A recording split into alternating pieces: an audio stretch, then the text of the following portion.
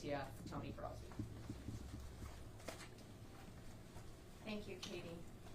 Thank you, Maryland Attorney General Brown, Anne Arundel County Police Department, Prince George's County Police Department, Baltimore County Police Department, and the various prosecutors that have aided in this investigation. We're here today to announce the charges of 4 defendants for burglarizing or attempting to burglarize at least 10 federal firearms licensees, also known as gun shops or stores, in the Washington-Baltimore metropolitan area over a 4-month span earlier this year. As you know, ATF is on the front line in the fight against violent crime, particularly firearms trafficking, such as theft and gun-related violence. But federal firearms licensee thefts result in firearms trafficking because firearms are stolen. When the firearms exit illegal commerce and enter the illegal market, they most likely are then in the possession of people that cannot legally possess firearms and often are used to commit violent crimes. ATF is committed to preventing and investigating firearm thefts because these thefts of stolen firearms often end up being trafficked and endangers our communities. This case is no exception. Law enforcement has already recovered some of the stolen firearms, which have ended up in the hands of the wrong people, hands of prohibited persons, hands of juveniles, and hands of those that have no issue with using them in crimes such as shootings that threaten the safety of our communities, like the stolen firearm involved in this case that was recovered. ATF is also responsible for the partnership among federal firearms licensees and law enforcement, ensuring that federal firearms licensees are compliant in the safekeeping of their inventory. This relationship is vital to investigate these burglaries and hold those accountable, as we have done in this case. We are thankful for the cooperation of the victims of these burglaries. ATF will continue to work closely with our law enforcement and prosecutorial partners to hold those accountable for the burglaries of these federal firearms licensees. This investigation will be ongoing until all efforts are made to recover each and every stolen firearm involved in this investigation. Thank you, Attorney General Brown, for your relentless commitment to ensuring these cases are prosecuted to the full extent of the law in order to keep our communities safe from gun violence. I will now turn it over to Anne Arundel County Police Chief Amal Awad.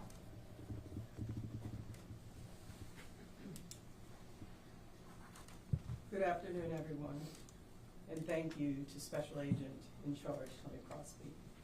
My name is Amal Awad. I serve as Chief of Police for the Anne Arundel County Police Department.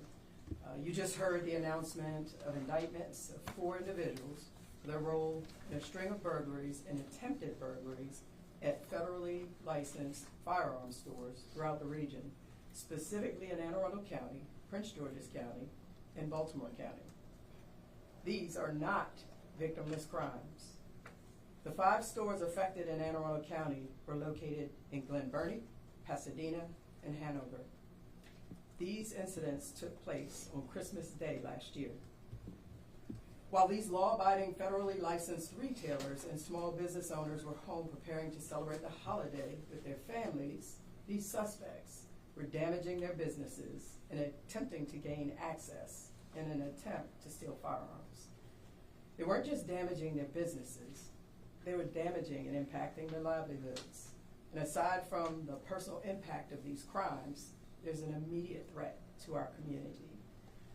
While they were unable to steal the weapons from stores in Anne Arundel County, they did manage to steal a significant amount of firearms from other businesses within our region. These weapons were sold and traded on the street to individuals prohibited from possessing and carrying firearms, creating an increased danger for our community members. Many of these weapons still remain, as you heard, on the streets. Today's announcement is the result of tenacious follow-up investigations and information shared by our agency and amongst our law enforcement partners. Today we're here to send a strong message to any criminal law violators related to firearms, theft, trading, etc. We will not stop. We will follow up, We will investigate, and we will hold you accountable. I want to thank our federal, state, and local partners, particularly all the individuals who report directly to the Attorney General and him as well. From the Organized Crime Unit of the Maryland Office of the Attorney General, the Bureau of Alcohol, Tobacco, and Firearms, or ATF, the Prince George's County Police Department, and the Baltimore County Police Department for your collaboration and assistance in this investigation. I want to personally thank our officers and detectives whose diligence to gather evidence, follow up on leads, and coordinate with our regional partners also helped to identify and locate these individuals. Your collective efforts help dismantle this criminal organization. Lastly, I thank our state's attorney, Ann Cope-Litis, for her assistance as we move forward with this investigation.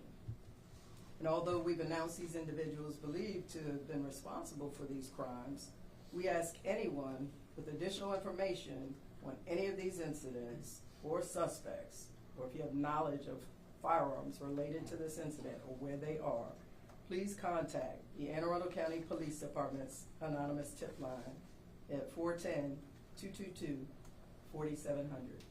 Thank you, and I will turn the podium over to Deputy Chief from Prince George's County, Zachary Olaire.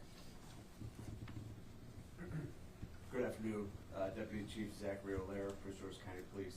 I oversee the Bureau of Investigation. I just wanted to start out by saying this unified effort between the Attorney General's Office, the ATF, and our partner law enforcement agency reinforces our commitment to stopping gun crimes in our state. It's our collective priority to keep all those who work, live, and play here in Maryland safe. I thank each of the agencies involved in this tremendous effort, and I look forward to the collaboration that proceeds. And then also, we would also like to offer our tip line at Prince George's County at 1-866-411-TIPS. Thank you.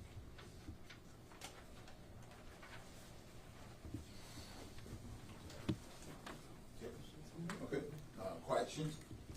So I see Mr. Hemsley's charged in the district federal charges as well, was arrested quite some time ago, with a whole bunch of other folks. How big an organization, you charged 4 here, how big an organization are we talking about if you take into account everything that's charged in the district? Sure. Good afternoon. Paul Halliday, H-A-L-L-I-D-A-Y. I'm the chief of the Organized Crime Unit. So as far as the individual's involvement in other crimes in the District of Columbia, there is some reference in the indictment to there being some group violence between 2 different groups, a rival group, things like that.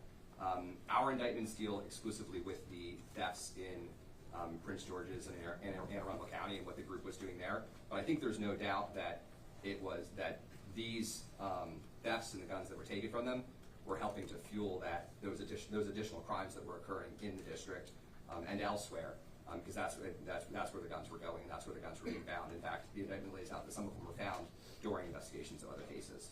Can anybody describe a narrative on some of the crimes that were committed with the 6 guns that you've recovered? They're provided in, so we can only speak to the cases that we're handling and the information that's in the public record. There is the problem is, unfortunately, I think almost all of those cases involved juveniles. So to the extent that we can't speak about juvenile cases and juvenile records, that's what it is. They're in the hands of juveniles. Some of that information is in the indictment, which I think is available and will be distributed to everyone else. The only other gun that was recovered was actually sold at a pawn shop in Maryland by a prohibited person. So in that sense, every single one of the guns that's been recovered so far has been from a prohibited person. I don't think you're violating confidentiality. Just describe the crimes that were committed with the guns. I think. Are they carjackings, or are they, what happened? To the extent that I remember, I think 2 of the guns were recovered from individuals that were in a stolen vehicle at the time. So I think that's the extent of what I know at this point. Would you discuss how they got caught? Does social media seal their fate? So most of it is based on the surveillance of the businesses, and then a number of different pieces of evidence, a lot of social media records, a lot of sort of historical phone information that was used to identify the individuals and confirm their involvement. But social media was a big part, a huge part of it. When were the 4 suspects arrested? Okay, 2 of them were actually arrested prior to being indicted, and then one of them's also being held on an unrelated case, but it was a firearm-involved case, and they're being held in Prince George's County right now in a pending case. So they've all been, I can't remember the exact dates, but they've all been in now for a few months, since I think at least for a while now. We can get that information afterwards. Attorney General, can we talk juveniles, juvenile crime? You know, big topic of late. DJS has taken a lot of criticism. You know, do you think that you'll be able to hold these juveniles accountable properly under the law? I mean, they're going to have a waiver hearing, I assume. Well, certainly in this case, we're gonna be able to hold them accountable. Great investigative work being done, solid indictments as you can read for yourself.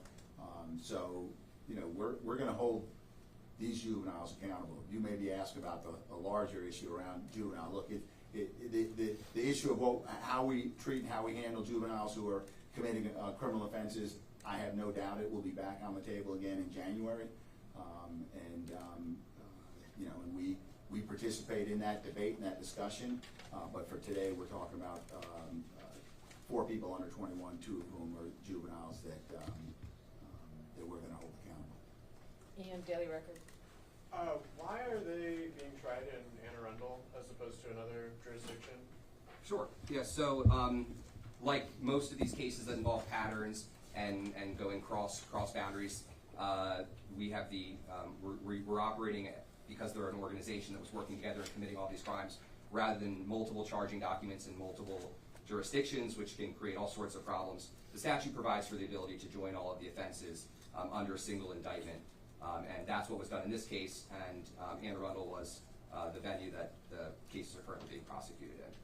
So, I'm sorry, I don't follow, because you know, the guns that were stolen, I believe it said that they were stolen from locations in Prince George's. What was that about them joining under a single indictment, and why was that where they landed? So under the statute, because they're charged with the criminal violations of the participating in a criminal organization in Maryland, all of the charges can be joined in a single charging document, and it can be in any venue in which one of the offenses occurred. So these, I mean, of course, these crimes affect the entire region and affect the District of Columbia, but because it occurred in multiple jurisdictions, one of them is where the case is being prosecuted, and that's here in Anne Arundel County. Okay, question for Chris Cheon, WBAL. Were they emboldened when they were successful on the Christmas Eve, and that kind of led to the 4 different stores on Christmas Day?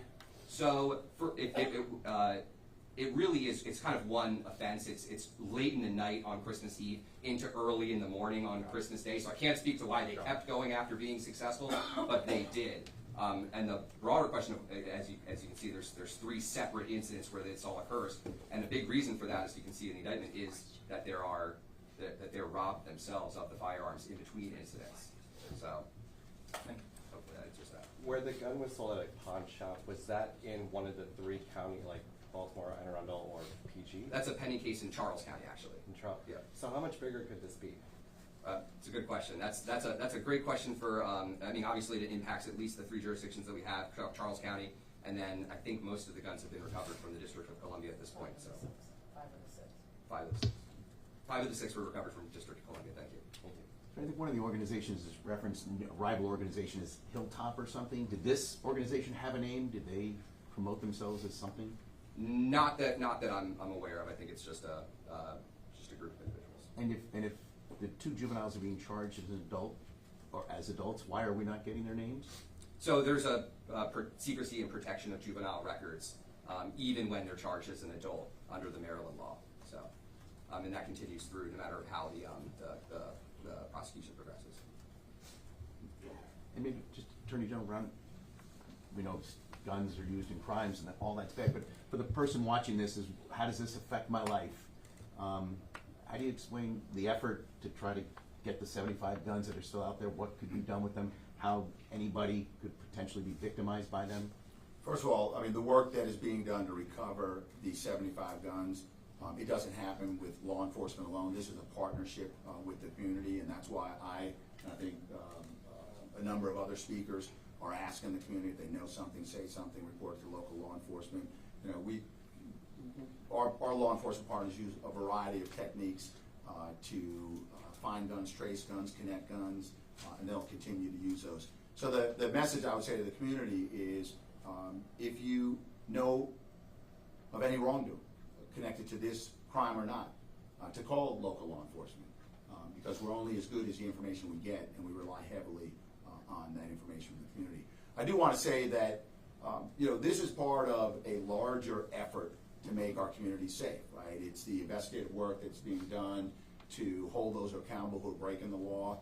I was very pleased that the Fourth Circuit upheld our ban on assault weapons. I was pleased that the Fourth Circuit upheld our regime for Marylanders to purchase a gun in the federal qualification license, or the firearm qualification license. So this is just one of a number of things that we do. I'm pleased that the General Assembly gave the Office of the Attorney General authority to hold gun shops responsible if they are not taking the necessary steps to safeguard firearms and firearm-related, ammunition, paraphernalia, etc. So this is part of a larger mosaic that we're all involved in to ensure that our communities are as safe as they can be. Okay, thank you, everybody. Thank you. Just leave the picture. Yeah, I'll take you back to it. Thank you, everyone. Did you see when the names are on the screen? Did you get All right, sorry. The suspect's names? For photographers, would it help if I turn this light off? Yeah. I don't know if that'll work. Is anyone, Rich? Oh, Rich. Help me do this. Sorry, my cell's killing me. I can't imagine what it is. Everything's down. Hey, Rich? Yes? Could you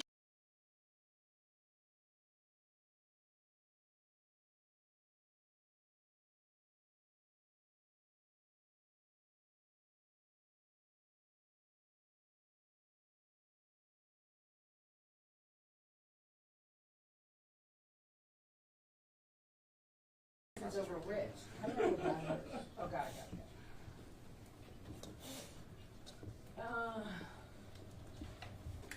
So, going back to the full 87-page indictment, it's in the press release, which you all just got an email. There's a link, so you should be able to get all that stuff they were talking about. Tell me if you need any of these, I'll go back to them. There you go. That one. That one, Jen. Hit it hard from the yard. And which